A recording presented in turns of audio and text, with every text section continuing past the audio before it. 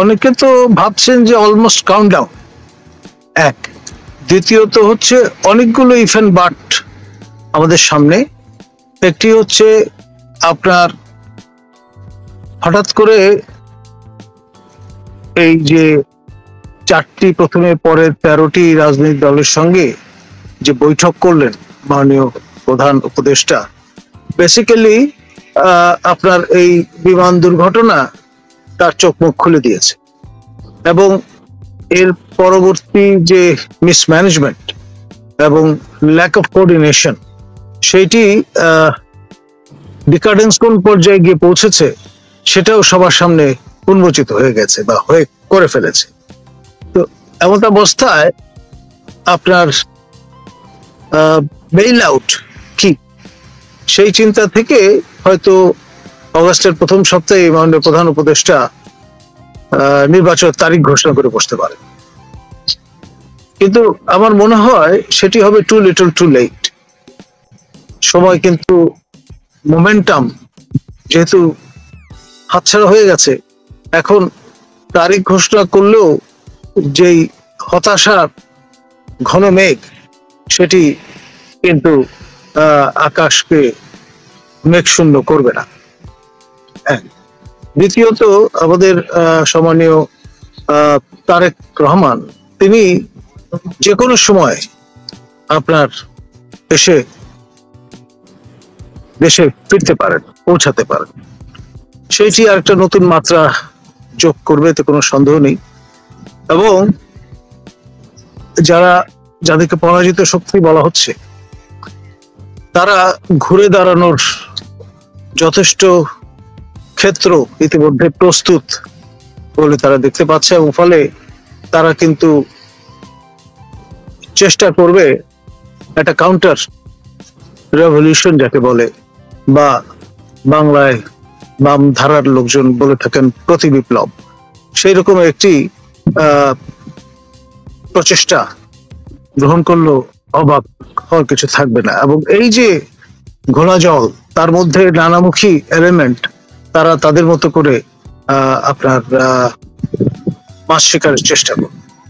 তো ফলে সব মিলিয়ে আগামী 10 দিন খুবই নাজুক এবং স্পর্শকাতর সময় আমাদের জাতির জন্য। এ বিষয়টা আমরা যেন সবাই খেয়াল করি, এবং পলাশির যুদ্ধ চলাকালীন সময়ে আশপাশের কৃষকেরা যেই মনোভাব নিয়ে ছড়া কাটছিলেন, হাতি ঘোড়া গেল তল, মোগল পাঠান হদ্দ হলো, এই ধরনের অ্যাটিটিউড এখনো কিন্তু অনেকের মধ্যে বিরাজমান। সেই জন্যে উচিত হবে সবারই সজাগ থাকা, কারণ আমরা অনেক আগে থেকেই জানি ওই ম্যাক্সিমটা, eternal vigilance is the price of freedom. খুব স্বল্প সময়ের ব্যবধানে গোপালগঞ্জের এই সাগা এবং সঙ্গে উত্তরার ন্যারেটিভ এমন একটা আবহ তৈরি করেছে, যা অনেকটা অচ্ছেদ্য একটি বিষয় বলে অনেকের কাছে মনে হচ্ছে। আর ওই যে বললাম, হতাশার ঘন মেঘ এতটা পরিমাণে ঈশান কোণে জমেছে যে এর থেকে আপনার পরিত্রাণ কি, এটা কেউ জানেন না। শুধুমাত্র নির্বাচনের তারিখ ঘোষণা করলেই এর দিশা পাওয়া যাবে, সেটা আমি মনে করি না। সব মিলিয়ে that will be kind of a climax. আর যে প্রস্তুতি চলছে তার মধ্য দিয়ে আপনার ইলেকশনের কোয়ালিটি কেমন হবে সেটা নিয়েও কিন্তু নানা রকমের আশঙ্কা, দোলাচল ইত্যাকার বিষয়গুলো বিদ্যমান। ফলে আপনার লেভেল প্লেইং ফিল্ড, তারপর রক্ত গঙ্গা বিহীন শান্তিপূর্ণ নির্বাচন, এটার গ্যারান্টি কে দেবে? পরিমাণে বাড়তে বাড়তে গুণগত পরিবর্তন আসে। যতটুকু তারা সঞ্চয় করেছেন সেটা ডিভিডেন্ড অবশ্যই তারা পাবেন, তবে আপনার মঞ্জিলে মকসুদে পৌঁছাতে অনেক সময় বাকি। আজকে যে বিষয়টা নিয়ে আমি কথা বলতে চাই, আমার কাছে মনে হয় যে এই দেশের আপামর জনসাধারণকে এই জিনিসটা চোখে আঙ্গুল দিয়ে দেখাবার প্রয়োজন রয়েছে। আমার আগে আর কয়েকজন এই বিষয় নিয়ে কথা বলে গেছে, কিন্তু আমি আসলে এই ব্যাপারটাকে যেই সাইকোলজিক্যাল একটা দিক থেকে দেখবার চেষ্টা করছি, এই ভাবনাটা আপনাদেরও জানানো জরুরি বলে মনে করছি। আপনারা জানেন যে উত্তরায় মাইলস্টোন স্কুল অ্যান্ড কলেজে ভয়াবহ এবং মর্মান্তিক যেই দুর্ঘটনা ঘটে গেছে, যে যুদ্ধ বিমান বিধ্বস্ত হয়েছে, পাইলট তৌকির ইসলাম নিহত হয়েছেন, তিনি ইজেক্ট করেছেন, ইজেক্ট করবার পরে বের হয়ে হসপিটালে নেওয়ার পরে মারা গেছেন। সেই মৃত্যু নিয়ে যথেষ্ট পরিমাণ সন্দেহ রয়েছে। কত ছাত্রছাত্রী মারা গেল, কত অভিভাবকরা মারা গেল, আজকের দিন পর্যন্ত সেটি নিয়ে সরকারি কোনো বিবৃতি নেই।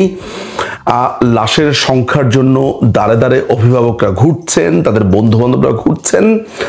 এসব সমস্ত অরাজকতার মধ্যে একটা অদ্ভুত জিনিস আমরা সবাই লক্ষ্য করলাম। সেটি কি? আসলে দুটো অদ্ভুত জিনিস, যেটির একটি নিয়ে আমি গতকালকে বলেছি। সেটি হচ্ছে যে আপনার এই ইউনূস হঠাৎ করে মানুষের কাছে টাকা চাওয়া শুরু করলো। সেটি নিয়ে যেহেতু একবার বলেছি, এই ভিডিওতে আমি আর বলছি না। দ্বিতীয় যে বিষয়টা, আমি জানি না আমারই মতো আপনাদেরকে বিস্ময় বা বিস্মিত করেছে কিনা, সেটি হচ্ছে বাংলাদেশের বেশ কিছু রাজনৈতিক দলকে ইউনূস তার কার্যালয়ে ডেকেছে। সমস্ত দলকে ডাকেনি, সেখানে 4টি দলকে। একটি হচ্ছে এনসিপি, যাদের এখনো পর্যন্ত নির্বাচন কমিশনে কোনো নিবন্ধনই হয় নাই, তাদেরকেও অন্যতম বড় দল হিসেবে দেখিয়ে ইউনূসের কার্যালয়ে ডাকা হয়েছে। ঐক্যমত্য কমিশনের মতো সব দলের সমন্বয়ে একটা মিটিং হিসেবে। সেখানে জামাত ছিল, আরো অন্যান্য ইনসিগনিফিকেন্ট পার্টিসরা ছিল। এর মধ্যে গুরুত্বপূর্ণ আমি বলবো একটা দলে ছিল বিএনপি। রাজনৈতিকভাবে দলকে এমনভাবে প্রোটোকল দেওয়া হচ্ছে যা অত্যন্ত দৃষ্টিকটু, এবং এই ধরনের প্রোটোকল দেওয়া হলে রাজনৈতিক মহলে ভিন্ন একটি বার্তা আপনার প্রেরিত হয়। বিশেষ 4টা দলকে কোন ক্রাইটেরিয়ায় বড় দল কিংবা প্রধান দল হিসেবে তারা সিলেক্ট করলো, এবং তার মধ্যে একটা দলের তো নিবন্ধনই নাই, সদ্য গঠিত হয়েছে। এবং এই অভিযোগটা মোটামুটি বৈঠকে উত্থাপিত যারা করেছেন বাকিরাও সমর্থন করেছেন যে সরকারের কর্মকাণ্ডে এবং ভূমিকায় দেখা গেছে যে তারা এনসিপির প্রতি একটু পক্ষপাত দুষ্ট ভূমিকা পালন করছে। কিন্তু বিষয় এগুলো না, কে গুরুত্বপূর্ণ কে অগুরুত্বপূর্ণ, সেটা থেকে সবচেয়ে যে ব্যাপারটা আমার মাথার মধ্যে স্ট্রাইক করেছে, সেটা হচ্ছে এই মিটিংটার মধ্যে আলোচনা হয়েছে যে আওয়ামী লীগের প্রশ্নে সবাই এক কিনা। খেয়াল করে দেখেন, এই ছোট এঞ্জেলরা, ছোট বাচ্চারা মারা গেছে, পুরে খাক হয়ে গেছে, কয়লা হয়ে গেছে। এইটা নিয়ে চিন্তা না করে এই পুরো ঘটনাটাতে আওয়ামী লীগ স্যাবোটেজ করবে, কোট এবং আনকোট, বা তারা এই ঘটনাটাকে ক্যাশ করবে, বা তারা এই ঘটনাটাকে নিয়ে আন্দোলন করবে। ইউনূসের মাথাতে এই ভয়টা কাজ করছে। তার মাথাতে এটা নেই যে অনেকগুলো স্টুডেন্ট মারা গেছে, তাদের চিকিৎসা, তাদের ভবিষ্যৎ, তাদের ফ্যামিলির ভবিষ্যতের চিন্তা, তাদের ক্ষতিপূরণ, এগুলো মাথার মধ্যে নেই। মাথার মধ্যে প্রথমেই কাজ করেছে আওয়ামী লীগ চলে এলো কিনা। সেইখানে সেই মিটিং এর মধ্যে আমরা দেখেছি কি বিভৎস এবং কুৎসিত ভাবে ইউনূস হাসছে। আপনারা নিশ্চয়ই ভিডিওতে সেটা দেখতে পাচ্ছেন। মানে হাসিটা দেখেই মনে হচ্ছে একটা ড্রাকুলা বসে আছে, একটা ভয়ঙ্কর লোক বসে আছে। এই লোকটি ছাত্রছাত্রীদের কথা ভাবেনি, তার মাথাতে প্রথম চিন্তা এসেছে তার গদি নিয়ে, তার গদিটা না নড়ে যায়। জামাত শিবির ইতিমধ্যে বলেছে এইখানে সবাইকে ছাত্রলীগ বলে পেটানো শুরু করো, অর্থাৎ যেই সব ছাত্রছাত্রীরা সচিবালয়ে 6 দফা দাবি নিয়ে গেছে, তাদের দুঃখের কথা বলতে গেছে, লাশের হিসেব চাইতে গেছে, প্রত্যেককে ছাত্রলীগ ট্যাগ দিয়ে পেটানোর হুকুম দিয়েছে এই জামাত শিবির। আমরা সেই ক্লিপসটাও একটু শুনে নেই। আমরা ছিলাম আর কি, আমরা তো সচিবালয়ের সামনে থেকে আসছি। তোমার হচ্ছে কি আমাদের এখানকার যে ভাইরা ছিল আর কি, আমাদের ইউনিটের সবাইকে আমরা পুশ করছি ওখানে। পুলিশের যথেষ্ট সহযোগিতা করেছে। ওইখানটা আমরা আমাদের যে গ্রুপগুলো ছিল প্রত্যেকের যতগুলো আইডি আছে আইডিগুলো থেকে ছাত্রলীগের বিষয়টা আমরা কিন্তু সামনে আনার চেষ্টা করছি।